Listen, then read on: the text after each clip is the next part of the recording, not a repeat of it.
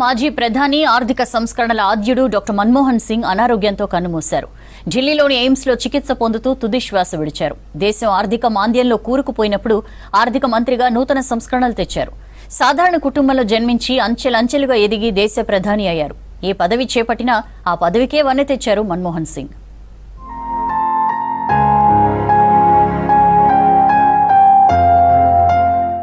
భారత మాజీ ప్రధాని ఆర్థికవేత్త డాక్టర్ మన్మోహన్ సింగ్ అనారోగ్యంతో కన్నుమూశారు.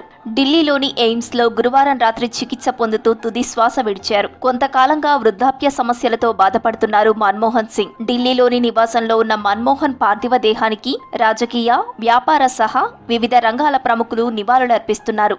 అమెరికాలో ఉన్న మన్మోహన్ సింగ్ కుమార్తె రాత్రికి ఢిల్లీకి చేరుకోనుంది. రేపు అంత్యక్రియలు నిర్వహించనున్నారు.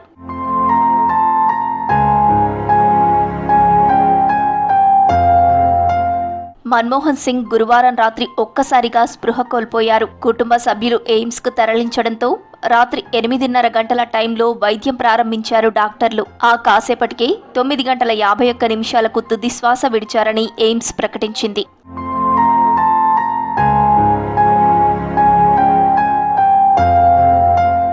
మన్మోహన్ సింగ్ ను కాపాడేందుకు తీవ్రంగా ప్రయత్నించామని తెలిపింది ఎయిమ్స్. మన్మోహన్ సింగ్ 1932లో ప్రస్తుత పాకిస్తాన్లోని పంజాబ్ ప్రాంతంలో జన్మించారు. దేశ విభజన తర్వాత ఫ్యామిలీతో పాటు ఇండియా వచ్చారు. మన్మోహన్ కు భార్య గురుశరణ్ కౌర్, 3 కుమార్తెలు ఉన్నారు. సాధారణ కుటుంబంలో జన్మించిన మన్మోహన్ సింగ్ అంచెలంచెలుగా ఎదిగి దేశ ప్రధాని అయ్యారు. యూపీఏ సంకీర్ణ ప్రభుత్వాన్ని 2004 నుంచి 2014 వరకు 10 ఏళ్లు విజయవంతంగా నడిపించారు. సుమారు 33 ఏళ్ల పాటు రాజ్యసభ సభ్యునిగా కొనసాగారు. ఇటీవల అనారోగ్య సమస్యలతో క్రియాశీల రాజకీయాలకు దూరమయ్యారు. కేంద్ర ప్రభుత్వం 1987లో పద్మ విభూషణ్ అవార్డుతో సత్కరించింది.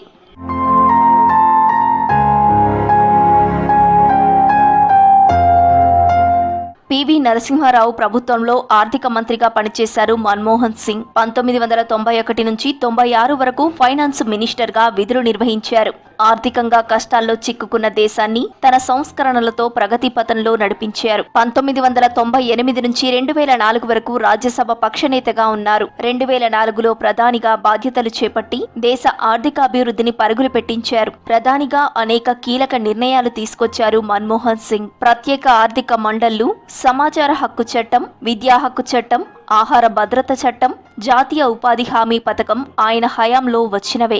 అమెరికాతో అణు ఒప్పందం, చంద్రయాన్, మంగళ్యాన్ ప్రాజెక్టులతో సైన్స్ అండ్ టెక్నాలజీని కొత్త పుంతలు తొక్కించారు. అలాగే పర్సనల్ ఐడెంటిటీ కోసం ఆధార్ కార్డులు తీసుకొచ్చారు మన్మోహన్ సింగ్. ఉగ్రవాదం పోరుకు దేశవ్యాప్తంగా దర్యాప్తు చేసేందుకు జాతీయ భద్రతా విభాగం NIAను ఏర్పాటు చేశారు.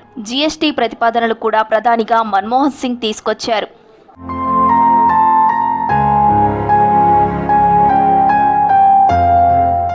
మాజీ ప్రధాని మన్మోహన్ సింగ్ మృతితో దేశం ఓ గొప్ప సంస్కరణవేత్తను కోల్పోయింది. ఆయన మరణం తీరని లోటు అంటున్నారు ప్రజలు. ప్రధానిగా, ఆర్థిక మంత్రిగా ఆయన సేవలను గుర్తు చేసుకుంటున్నారు.